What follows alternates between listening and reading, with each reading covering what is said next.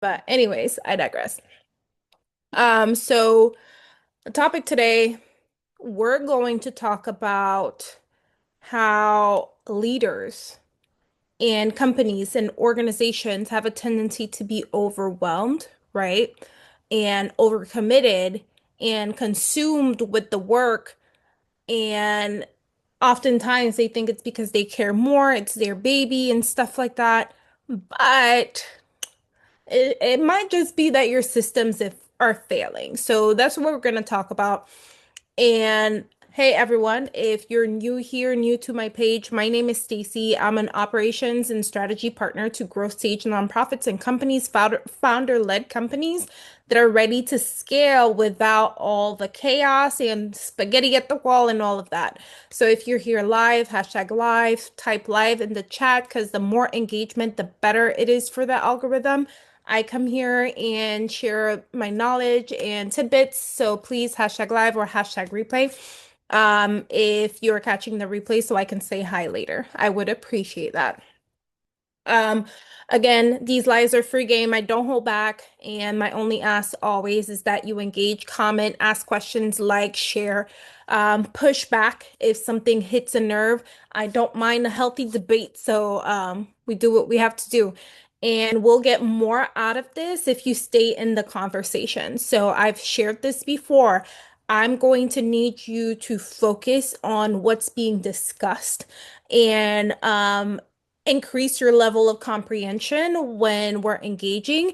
The reason for that is because people tend to get distracted, very distracted when they hear something that strikes a nerve or that they feel guilty about. So no projection, because then I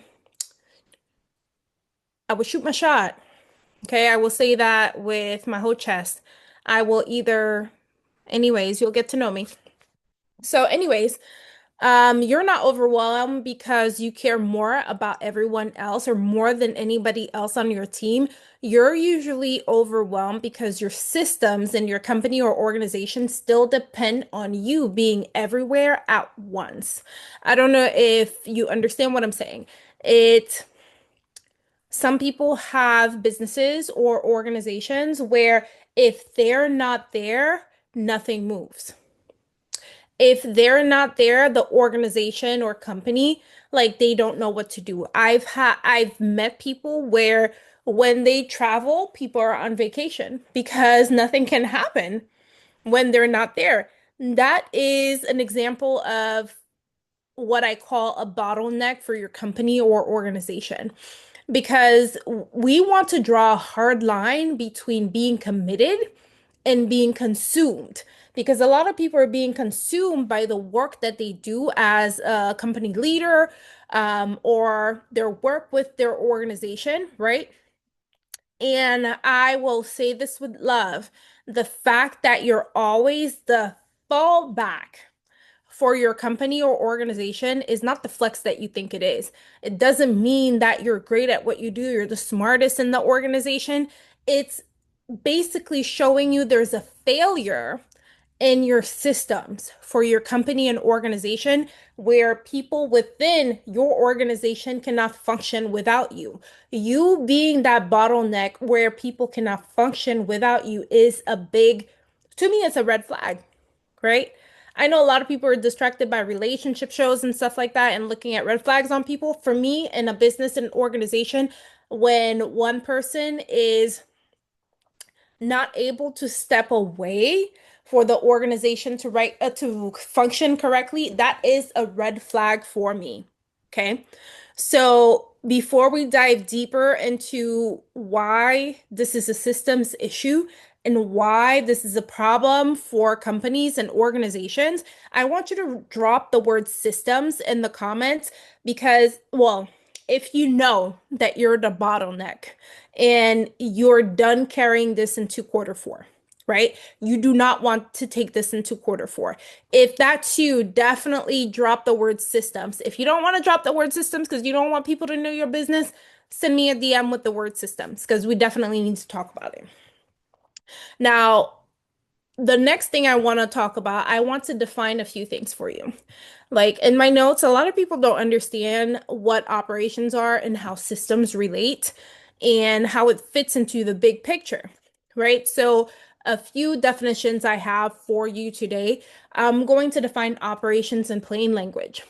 Operations is basically how you're running your organization or company behind the scenes.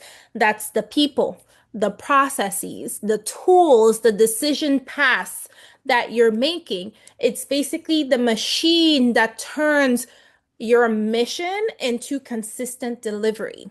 Now, what I mean by that when I say like people, the people you hire, how you manage these people and stuff like that, the processes that you're using. So let's say that your company delivers shirts to people or custom shirts.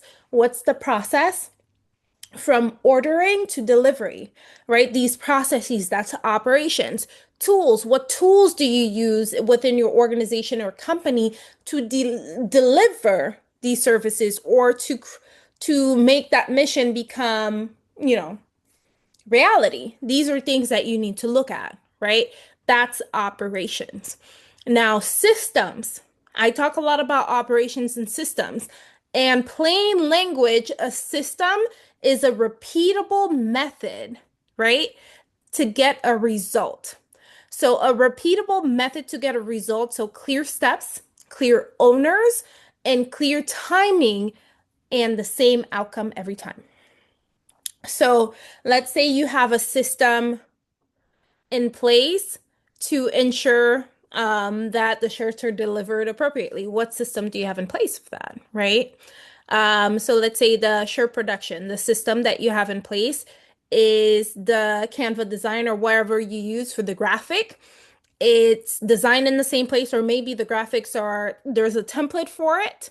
The template, somebody plugs in the name of the person, it's reviewed by somebody else, right? And then this goes to another person. There's a system in place, the clear steps, clear owners, who's responsible for that particular task, right? Clear timing, how long is it supposed to take? And the outcome will be the same every time. Where the Hi Nikki, hey Norma, where the shirts, because I'm using examples of shirt business, right? Hey Ricky, what happens there is that the shirts will be delivered the same way every time.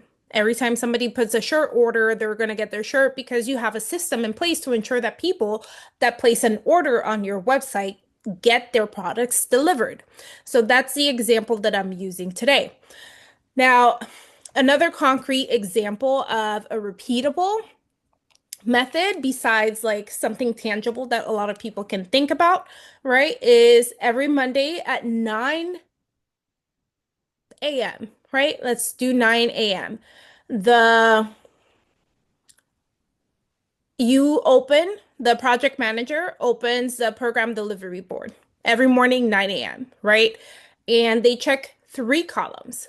These columns include owner, when the task is due, and the status. The reason the project manager checks all these things and does it at 9 a.m. every morning is to ensure at the top of the morning, they know what's happening within their project and they're managing the task and making sure the team is on track, right? So they post a 5 bullet weekly brief at the top of every week to make sure that everybody is aware of what's going on.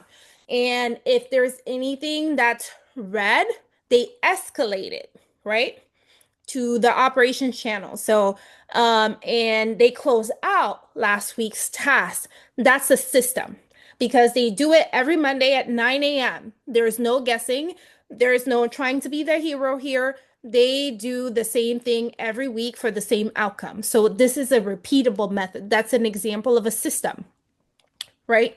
So ways, patterns that show that as a leader, you may be overloaded. There's so many examples that I can share because listen, it's it's not always easy. I get it. So examples of being overloaded can be being copied on every email chain, right?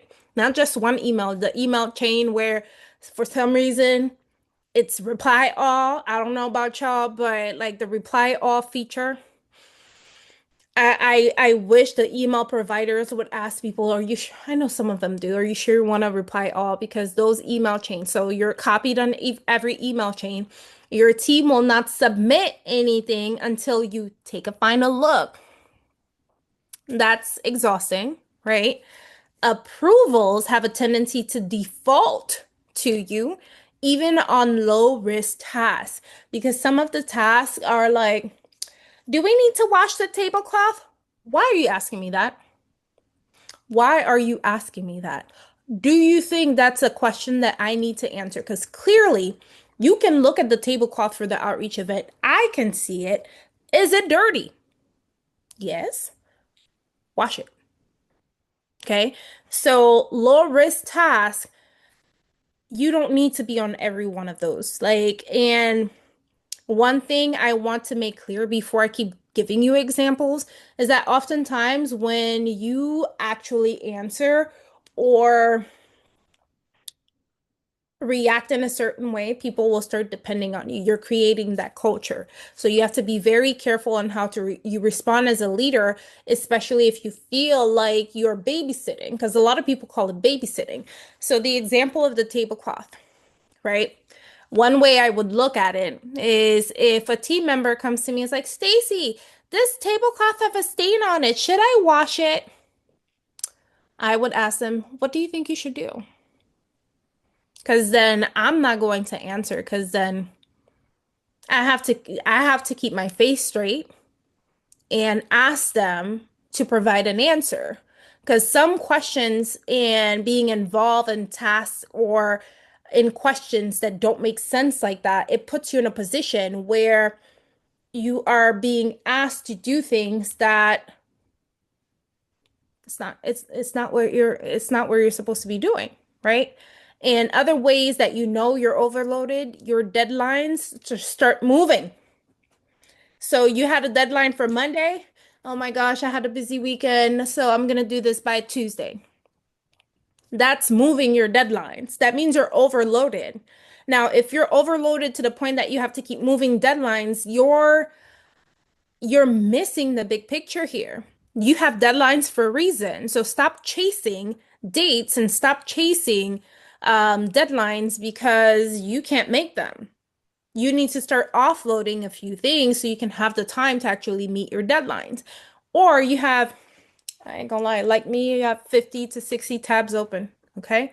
So that may mean you're overloaded. I know in my case, it's just something else, but so that's another sign that I wrote down that you may be overloaded. So you definitely have to look at that.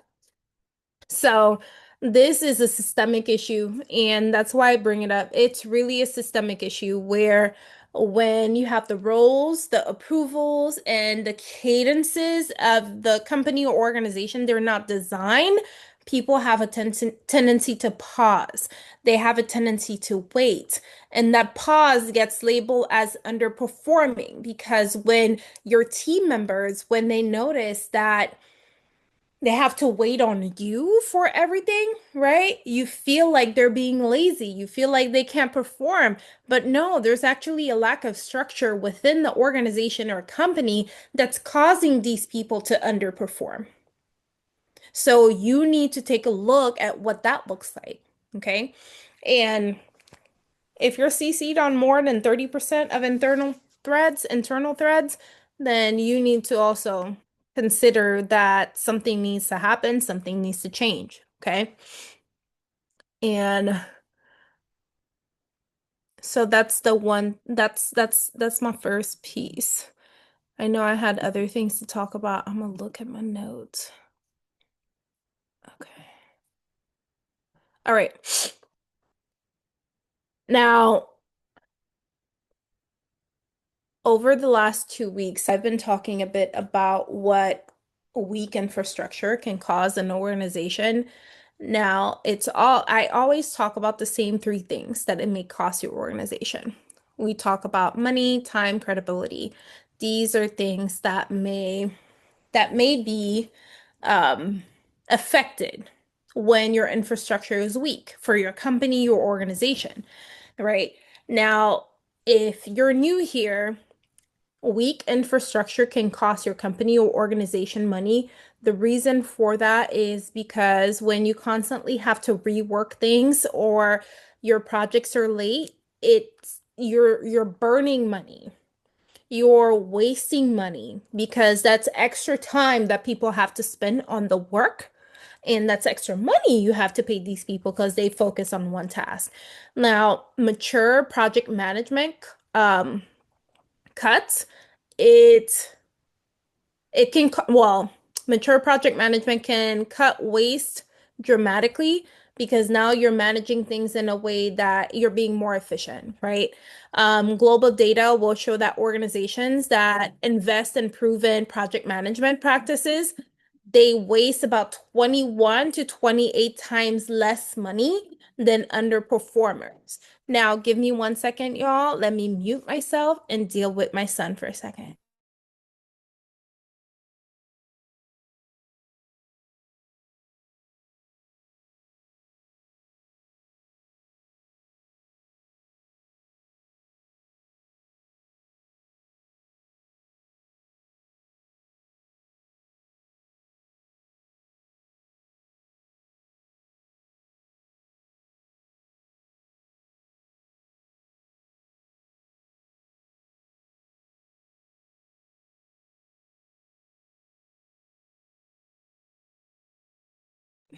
Okay, y'all, I'm back.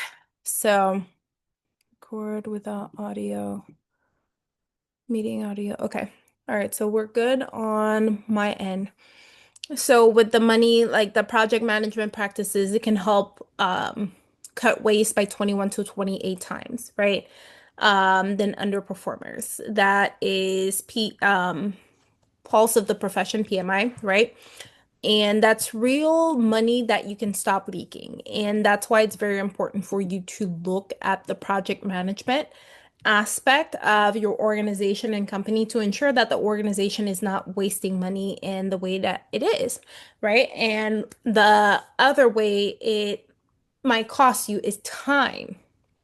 So let's say decision making, it takes longer than usual because you have to approve everything, then that's your time that you're wasting. Okay.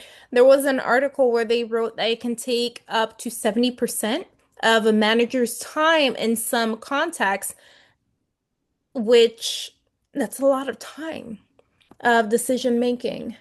James Robert invites me to co-host. No, I don't want to co-host with you, James Robert. I apologize. Now, credibility and burnout, like that's the other thing. The credibility aspect, how it costs you credibility. It's your weak infrastructure. Let's say somebody sends you an email or they need something and they don't hear from you for weeks, or it's delayed because you don't know where that is, right? Some people are going to start looking at you sideways, like you don't know what you're doing. And it's going to end up costing you your credibilities. And these things are not issues for you to just brush under the rug. These are things you need to pay attention to because what happens when infrastructure is weak is that you start missing grants, right? Your donor stewardship is not as good as it could be. And like a lot of things are not happening the way it should. You know, there are delays in programs. There's like anxiety among people in the staff. So all these things matter. So you need to look at your infrastructure. Let me,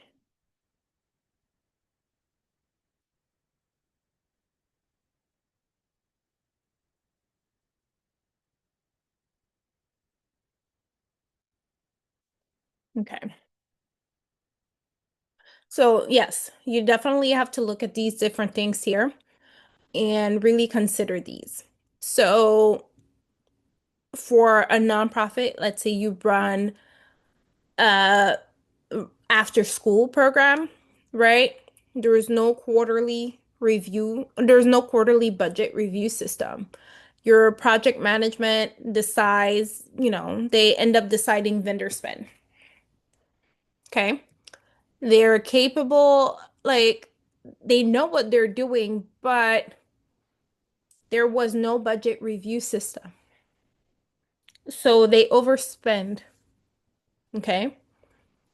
In quarter two. So let's say it's quarter two, they overspend in quarter two. So what happens in quarter four? You don't have enough money anymore because they overspent in quarter two. So now you have to fundraise a little bit more for quarter four. One thing I want you to notice, that's not a people problem here. There was a budget decision path that was missing that cost the organization boku money, and now they're leaking money because they didn't have that decision path. They lacked that system. Like, I hope you catch my drift here. Sometimes it's about the system and not the person. It's not people. It's a system. Whew. Yeah, okay. Let me make sure my kid is ready for karate. It's like, I swear, the chore. All right. So another example I have for you, a company, right? A sales operation handoff. Let's just say that. So this company is founder led, right? And the firm wins a deal. Then they drop into a state where everything is chaotic because there's no implementation workflow. So there's like sales promises timelines, right? So they tell people to expect it within 2 to 3 weeks, right? But operations they don't have the capacity map. They don't know how long it's going to take to deliver because they did not map that. Client success, the team for client success, they start improvising because again, that's missing. So what happens is like they start churning so more, it starts that churn goes up, right? The fix wasn't work harder. It was a three-gate workflow. They needed a workflow, a signed scope of work, right? And capacity check, because once the scope of work was signed, they needed to check their capacity. And the third thing, they needed a launch kit with roles, like who's responsible for what, so we can make that delivery on time and with dates and decision authority. So these things is what needed to happen. There needed to be a system within that company. So these are things that I'm saying sometimes it's systems that make sense. So you need to start looking at that stuff. All right. Now, I know I shared a lot, so I'm not gonna keep going with what I wanted to say because for some reason my 10-year-old thinks I'm to be played with. And if you're a parent, kids have a tendency to think when you're busy or when people are around, they can just do anything and they won't get consequences. Somebody's losing their tech today. But anyways, so how I transition organizations from being reactive to reliable. I want you to like, hey Marissa, how are you? So I want you to like write these things down of how to transition from being reactive to reliable is really think of these six things, right? Role and decision clarity. People in your organization need to have that clarity when it comes to their role and their decision authority, right? Because it's going to help you define doers versus deciders. And a RACI, oh my God, I totally forgot what RACI stands for. I know what it does, but if you're in project management, you know exactly what a RACI chart is, right? You need a RACI chart for core work, RACI, right? Two, you need decision level mapping. You need to map out the decision level map for the organization, like who is supposed to approve decisions for this, right? Like tier approvals by risk, like these things are things that need to be known. So it's not only one person that has decision authority. Yeah, doers versus deciders, Marissa. And you need to have a level of accountability where there's a cadence to that. So I don't care if it's weekly 15-minute like meetings or monthly KPI reviews where there's more everybody is looking at that. There needs to be accountability that's cadence into the company or organization that you're keeping track of. Number four, you need to make sure you have process systemization. Now, you may not have processes in place for your company or organization, but the question is why, right? Like, I'm sure a lot of you have worked in corporate, but now you're in the nonprofit world. But you have to ask yourself, why do these high level companies and corporations have SOPs? Because they work. You need a process, right? Because if you leave, somebody needs to replace you. So, do you have SOPs in place to ensure the work is being done in a consistent and predictable manner, right? So, convert recurring wins into standard operating procedures. That's what SOP stand for, right? And start embedding checklists and tools, right? So if you have any SOPs and there are checklists to follow or steps to follow, embed that in there, embed those checklists. And if you use a tool, put these SOPs somewhere, like Airtable, Monday.com, whatever you're using. And Monday.com, I tell nonprofits all the time, like it's free to start if you have 10 users or less.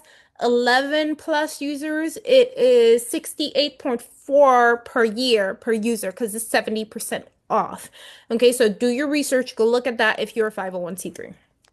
Now, the fifth thing that I have is delegation, but you need to have boundaries. Okay. So you need to delegate the outcome, the standard, and the deadline, and not just the task. Like, hey, this is what we're looking for. This is how it needs to be done. And this is the deadline. This is why we need it for. Can you do it? Right? You need to be able to have boundaries within your delegation so people stop messing with your face. Okay. Now, that's just how I'm going to say it because then it's the end of the day. My brain is just really straightforward. If you know me, you know. And the last thing, you need to have the ability to audit your capacity. So, what is your real capacity? Because you can't tell me you're going to serve 300 women in your area, but you have a team of two. How are you going to serve these 300 women? So you need to look at your real capacity, your actual capacity, before coming up with goals that are not realistic. Okay, so audit your capacity and also audit your tools because you need to start retiring tools that you're paying for or that you have that are more confusing to your team or people on your team don't use. Because then if you have, let's say, Microsoft projects, nobody knows how to use it. Why do you have it? There are other project management dashboards and tools that are more user friendly. Go use one of those. Now, before you start implementing a new tool, remember that your team has to receive some type of training for that so they can utilize it effectively as well. So retire the tools that are not clear for your team and that are not being used, and find tools that align with the roadmaps that you have. And what I have to say about all of this is that ownership, like, if you want people to have ownership, there needs to be a level of clarity.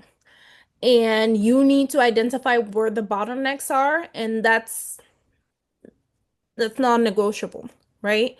And approvals need to stop defaulting to you. Because if you're the leader and everything depends on you, then you have a bigger problem than meets the eye. Okay? So with that said, like I said, I'm gonna have to run soon and take this kid to karate. The only thing I'm gonna leave you with is that I enjoy operations and systems, right? I enjoy identifying like where the gaps are so I can help you fix what's within the operations of your organization. So feel free to apply for a free 15-minute System audit. It is by application. And if your organization has staff, paid staff, and or your company, and you're not sure what that's supposed to look like, definitely apply for one. And I'll make suggestions as what the best resource that I can offer is, or where you should, what your next step should be. And yeah, and so check the link in my bio for that. But yes, apply for the free operations and system audit. And with that said, I'm gonna have to run because I need to find out what this kid is doing. I love y'all. I appreciate you. And I'm gonna go. Marissa, it was a pleasure seeing you. Bye. Thank you so much. Okay, let me close Facebook.